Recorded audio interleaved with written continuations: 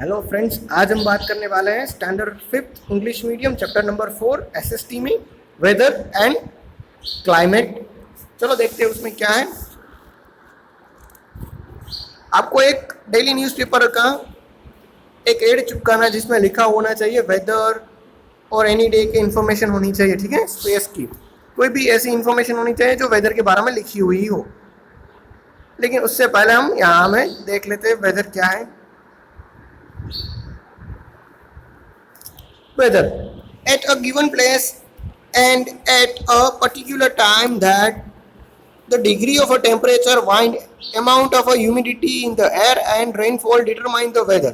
ठीक है, वेदर क्या है? वेदर एक जो एक पर्टिकुलर प्लेस होता है, उसका एक पर्टिकुलर टाइम, उसमें जो डिग्री ऑफ टेम्परेचर है, अमाउंट ऑफ ह्यूमिडिटी है, एयर है, उसमें रेन फ्लो कितना है, उन सब के बारे में जो डिटेल है उसको हम कहते हैं वेदर। ठीक है, weather is the condition prevailing for a short period of a time over a small area. ठीक है, वेदर है वो एक पर्टिकुलर टाइम में एक शॉर्ट एरिया है, उसका डिटेल हमें देता है। We many experience a different weather condition during the same day because weather change constantly. द overall change in weather condition that sustain for a long period make a season। ठीक है, अब क्या होता है,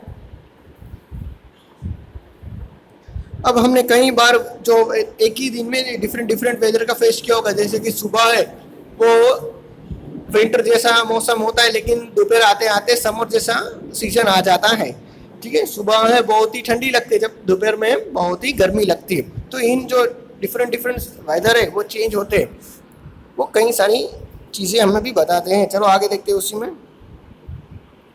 The overall change in weather condition that sustain for a long period make a season। ठीक है, weather में जितना भी चेंज होता है और एक ही टाइम वेदर है वो सेम रहता है, तो उन लोग एक टाइम पे जब वेदर सेम होता है उसके लंबे पीरियड को हम कहते हैं सीजन। अब देखते हैं climate. Climate is an average of a weather condition for a long period of time across a large area. ठीक है, एक बड़े से एरिया में लंबे टाइम का जो वेदर होता है उसी को हम क्लाइमेट कहते हैं। यानी कि मान लो कि ये हमारा वेदर का एरिया है और वेदर का ही लॉन्ग टर्म एरिया होगा, उसी को हम कहते हैं क्लाइमेट। ठीक है, इसको क्लाइमेट और उसको वेदर कह सकते हैं। Different type of climate are experience in a different part of the world. The climate of a place influence the lifestyle of a people, crops grown, clothes worn, wood eaten, house built, and the climate also affected the life of animal and plants found in the region। ठीक है,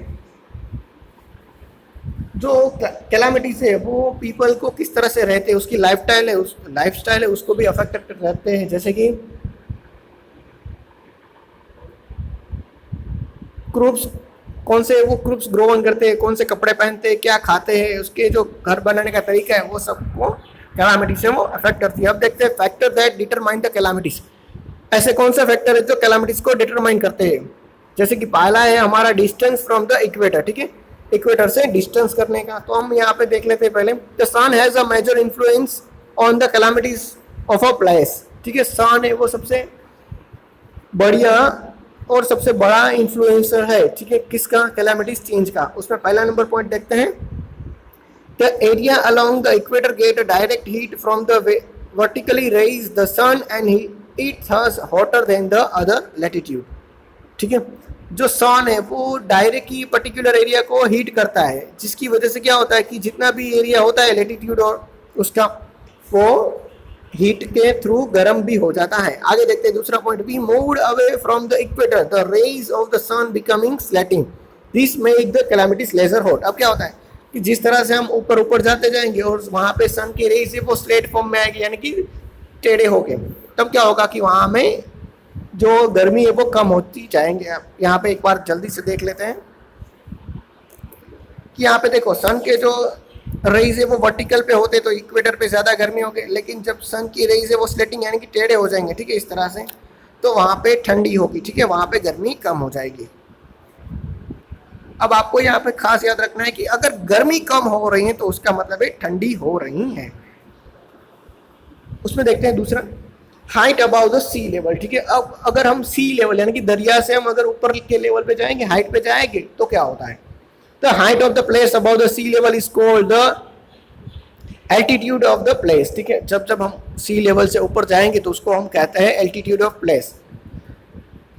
आगे देखते हैं, the higher we go the cooler it get, ठीक है। जितना हम ऊपर ऊपर जाएंगे उतनी ही हमें ठंडक मिलती जाएंगी। Places located at the higher altitudes are cooler than the places located at the lower altitude, ठीक है। जितना एल्टीट्यूड हायर होगा उतनी कूलर होगी, जितना एल्टीट्यूड लोअर होगा उतनी कूलर कम होगी। For example, Bengaluru and Chennai are almost on the same latitude, but Bengaluru is more cooler than the Chennai because it is about 3,100 feet above the sea level, which Chennai is located almost the sea level. अब क्या था, जो बेंगलुरु और चेन्नई वो दोनों ही same latitude पे आए हुए हैं, लेकिन बेंगलुरु है वो 3,100 की और भी ऊंचाइयों पे आया हुआ है, जबकि चेन्नई है वो तो एग्जैक्ट सी लेवल पे आया हुआ है। यानी कि मान लो कि ये है हमारा बेंगलुरु और ये है हमारा चेन्नई, ठीक है। तो जो बेंगलुरु है और ये हमारा सी लेवल, जो चेन्नई है वो सी लेवल के पास एक ही सेम ऊंचाई पे आया है, जबकि जो बेंगलुरु है वो सी लेवल से 3,100 की ऊंचाई पे आया हुआ है। तो इसका मतलब कि बेंगलुरु ज़्यादा ठंडा है और चेन्नई बहुत ही कम ठंडा है। जबकि लैटिट्यूड की बात करें तो दोनों ही सेम लैटिट्यूड पे आए हुए हैं। ओके, आगे देखते हैं distance from the sea. Places closer to the sea are neither very hot nor very cold. जो भी प्लेसेस है वो सी के पास होते हैं वो तो ना बहुत ही ठंडे होते और ना ही बहुत ही गर्म होते। Whereas places far away from the sea have extreme calamities, ठीक है। Delhi is very cold in the winter and very hot in the summer. अब जो भी प्लेसेस है वो सी से दूर जाते तो उसको एक्सट्रीम कैलामिटीज का सामना करना पड़ता है। एक्सट्रीम का मतलब ही बहुत ही खराब पोजीशन में सामना करना पड़ता है। आगे देखते हैं, Delhi is very cold in winter and very hot in summer. Delhi है वो विंटर टाइम में बहुत ही कोल्ड हो जाता है और समर टाइम में बहुत ही हॉट हो जाता है। It is far away from the any sea coast, ठीक है, क्योंकि दिल्ली है वो कोई भी दरिया से बहुत ही दूर आया हुआ है। In a summer, the breeze from the sea cooler the hot air on the land. अब क्या था कि जो समर है उस टाइम पे ब्रीज होती है, ठीक है, हवा है वो क्या होती है, जो सी ठंडी हवाएं होती है ना वो लैंड की गर्म हवाओं की तरफ आगे बढ़ती है। यहाँ पे देखिए, यहाँ पे हमें एग्जांपल भी दिया हुआ है, ठीक है। समर का क्या होता है, ब्रीज का मतलब वो होता है ठंडी हवाएं, ठीक है। ठंडी हवाएं वो कहाँ पे जाती है, तो दरिया से इस तरफ लैंड की तरफ आती है, क्योंकि लैंड में यहाँ पे गर्म हवाएं होती है, ठीक है। तो कूलर हवाएं यहाँ पे आती हैं, बढ़ती हैं, तो गर्म हवाएं वो वापस दरिया में आगे बढ़ती है। इस तरह से समर का काम क्या होता है कि जो ब्रीज होती है, हवाएं होती है, वो सी से लैंड की तरफ आगे बढ़ती है। The sea breeze is warm because the water cools down slowly. That is why Mumbai beach is near the sea experience a moderate temperature through the year. अब क्या था, अब ये बात कर रही है कि जो भी समुद्र के आसपास के एरिया होंगे वो मॉडरेट टेम्परेचर पे रहेंगे। मॉडरेट का मतलब होता है ना ज़्यादा ठंडा ना ज़्यादा गर्म। अब देखते हैं direction of the wind. Wind influence the weather of the place depending on the place of their origin. The wind coming from the cold region decrease the temperature of the region, whereas the wind becoming the hot region increase the temperature of the region. That is wind becoming the sea make the region humid. अब क्या था, ये wind की बात करें, अगर wind है वो ठंडे प्रदेश में से आ रही, हिमालय जैसे ठंडे प्रदेश में से, तो जहाँ से भी वाइंड आएगी जिस प्लेस में, उस टेम्परेचर को इंक्रीज करेंगी, मतलब कि जो तापमान है वो वहाँ का ठंडा हो जाएगा। अगर वाइंड है वो गर्म जगह से आ रही, जैसे कि कच्छ का रण है, ठीक है, राजस्थान एरिया में से आ रहे, तो वाइंड है वो गर्म होगी, तो जो भी एरिया होगा उसका टेम्परेचर भी इंक्रीज करेगी, यानी कि गर्मी है वो ज़्यादा बढ़ाएंगी। आगे देखते हैं humidity. The amount of moisture or water vapor in the air is called humidity. It affects the calamities of a place. Winds blowing from the sea have a lot of moisture in them. That is why the places near the sea, such as Mumbai and Chennai, are very humid. The rainflow that a place receive also depend on the level of the humidity in the air. अब क्या था,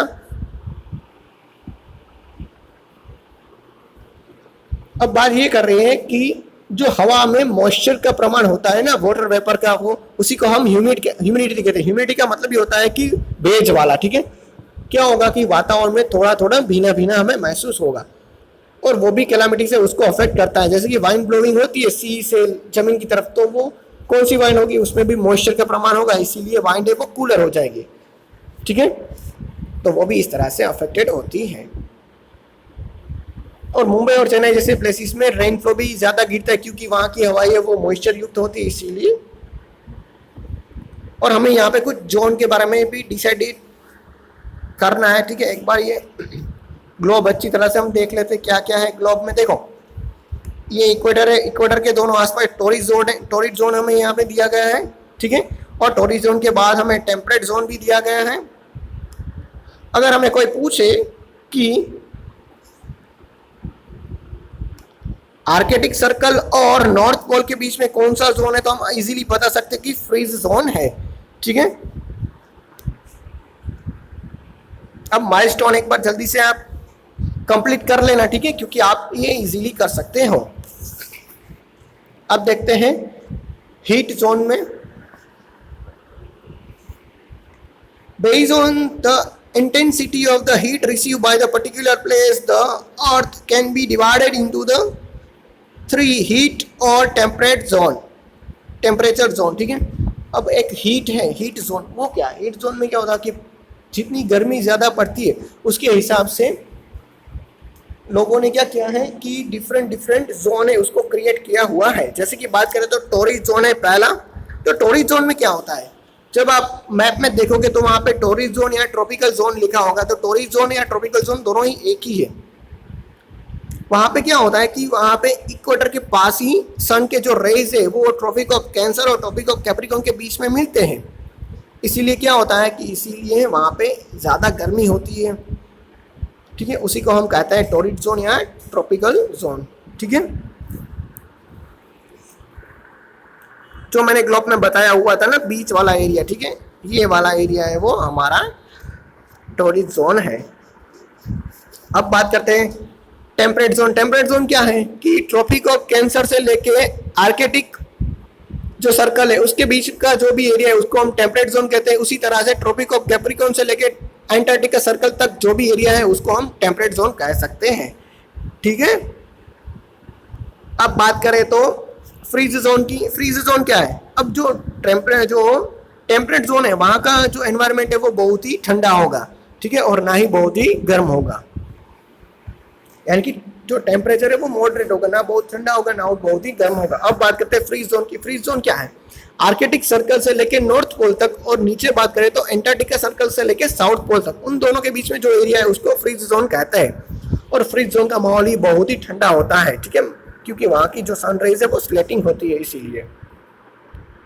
अब एक बार आप now I know अच्छी तरह से read कर लेना, ठीक है, क्योंकि हमने जो लेसन में पढ़ा हुआ है ना वही शॉर्ट नोट में यहाँ पे दिया हुआ है। अब बात करें एमसीक्यू की, तो कैलामिटीज को कौन इन्फ्लुएंस कर सकता है, तो वाइंड है, रेन है या सन है। तो वाइंड भी कर सकते हैं, सन भी कर सकता है, लेकिन हम आंसर के तौर पे सन लिखेंगे। फिर है दिल्ली है, वो कैसा है, तो दिल्ली है वो एक्सट्रीम जोन पे आता है। अब बात करें तो wind becoming from sea make a place, ठीक है, वाइंड है वो सी से आती है, तो वो कैसा प्लेसिस होगा, तो वो ह्यूमिड प्लेस होगा, ठीक है, वेज वाला हो जाएगा। आगे देखते हैं, मॉइस्चर अगर उसमें प्रेजेंट हो एयर में तो उसको क्या कहते हैं, तो उसको हम कहते हैं ह्यूमिडिटी, ठीक है। कोल्ड जोन को हम दूसरा फ्रीज जोन भी कहते हैं। अब बात करें तो मैचिंग में, तो बेंगलुरु और चेन्नई है, वहाँ पे क्या होगा, सेम लैटिट्यूड पे आए हुए हैं, जबकि मुंबई और चेन्नई वो वेरी ह्यूमिड है। टॉरिड जोन में क्या हुआ है, टॉरिड जोन में एक्सट्रीमली हॉट है। टेम्परेट जोन है वो मॉडरेट टेम्परेचर है, और फ्रीज जोन में तो वेरी कोल्ड है। और आप देखते हैं वन वर्ड में क्या है, वन वर्ड में ये हमें बताया गया कि इक्वेटर पे है तो हॉट टेम्परेचर होगा, तो वो कौन सा जोन है, तो वो है टॉरिड जोन। फिर ना ज़्यादा ठंडा है ना ज़्यादा गर्म है, तो उसको क्या कहते हैं, जो सी के पास भी आया हुआ है,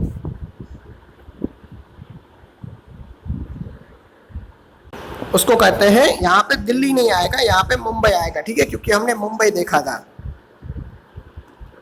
एक बार आप चेक कर लेना, ठीक है। मैं आपको बता देता हूँ कि वो आंसर किधर है, मुंबई वाला, ठीक है। यहाँ पे लिखा हुआ है वो sentence, Mumbai beach is near the sea, ठीक है, सी के पास भी है, और एक्सपीरियंस है मॉडरेट टेम्परेचर, ठीक है। मॉडरेट टेम्परेचर का मतलब ये है ना ज़्यादा ठंडा ना ज़्यादा गर्म। तो हमारा एमसीक्यू जो वन वर्ड है वो वहीं से सॉल्व हो जाता है कि ऐसा प्लेस जो सी के पास है वो ना ही ज़्यादा गर्म है ना ही ज़्यादा ठंडा है। यहाँ पे वेरी कूल भी आपको लिखना पड़ेगा, कूल आएगा, ठीक है। ये क्वेश्चन भी आधा हमें दिया गया है। दिल्ली नहीं लिखना है, खास याद रखना है, मुंबई लिखना है। आगे देखते हैं नंबर 3। जब हम माउंटेन्स के पास जाते हैं या तो कोई प्लेसेस से हाई जाते तो वहाँ का टेम्परेचर होगा वो कूलर हो जाएगा। मुंबई और चेन्नई वो कहाँ पे कैसे है, तो वो वेरी ह्यूमिड है, ठीक है। अब जो मैंने बताया था आर्कटिक और नॉर्थ पोल के बीच में जो भी एरिया है उसको क्या कहते हैं, उसको कहते हैं फ्रीज जोन, ठीक है। मैंने आपको ग्लोब में बताया हुआ था। अब बात करें क्वेश्चन आंसर की, तो मैंने सारे पेज नंबर लिख दिए, आप उस पेज नंबर पे जा सकते हो। जैसे कि बात करें तो टेम्परेट जोन पेज नंबर 20 है टेक्स्ट बुक में, पेज नंबर 20 पे ये रहा 20 पेज। तो इसी पेज में मैंने यहाँ पे टिक कर दिया, देखो यहाँ से लेके यहाँ तक है वो हमारा टॉरिड जोन हमें मिला है। ओके, तो इस तरह से मैंने सारे क्वेश्चन आंसर है वो अच्छी तरह से टिक कर दिया है। स्पेशली बात करें तो नंबर 5 वाला क्वेश्चन है, हमें बताना है डिफरेंस बताना है वेदर और कैलामिटीज में, ठीक है। वो आपको खुद से ट्राई करना है, अगर नहीं होता है आपसे तो मैं आपको पीडीएफ भेज दूंगा, उसमें से एक बार देख लेना। अब हमारा यूनिट यहाँ पे कंप्लीट होता है। Thank you.